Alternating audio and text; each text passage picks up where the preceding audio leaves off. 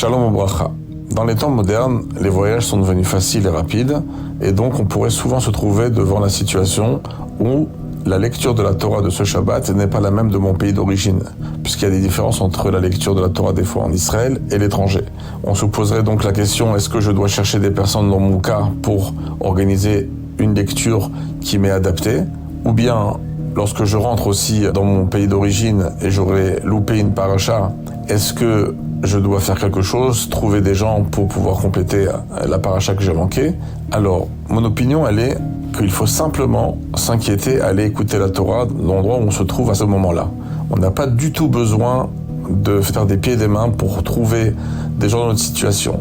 Pourquoi? Parce que la Kriyat Torah, c'est une obligation qui est sur le public, comme ça pensent énormément de décisionnaires, dont le Tzemar Tzedek, et ce n'est pas sur le particulier. Donc l'essentiel, c'est que ma communauté à moi, d'origine, elle fait sa lecture de la Torah comme il se doit. Moi, en étant devant un autre public, dans une autre synagogue, mon devoir, c'est d'aller écouter la Torah ce Shabbat. Il faut rappeler qu'il y avait des époques où en Eretz Israël, on lisait la Torah, on terminait le Chumash une fois tous les 3 ans. Ça veut dire que pendant des fois 3 Shabbatot, on lisait des parties différentes de la même paracha. Donc l'essentiel, c'était premièrement d'aller écouter la Torah. Et aussi, on rappelle, donc comme j'ai dit, que l'obligation, elle est sur le public. Donc mon public à moi, sur mon tzibour à moi, en France, par exemple, il lit la Torah et Baruch Hashem, tout se passe bien, ils sont à la page. Et moi, je suis en ce moment en Israël ou ailleurs, donc je dois simplement m'inquiéter d'aller écouter la Torah, j'ai pas besoin d'organiser quoi que ce soit.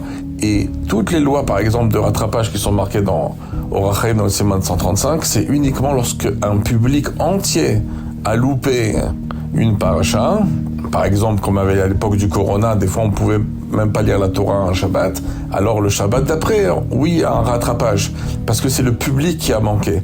Mais en tant qu'individu particulier, je n'ai pas du tout cette obligation, et donc je dois simplement m'inquiéter à aller écouter la Torah dans la communauté où je me trouve ce Shabbat en question.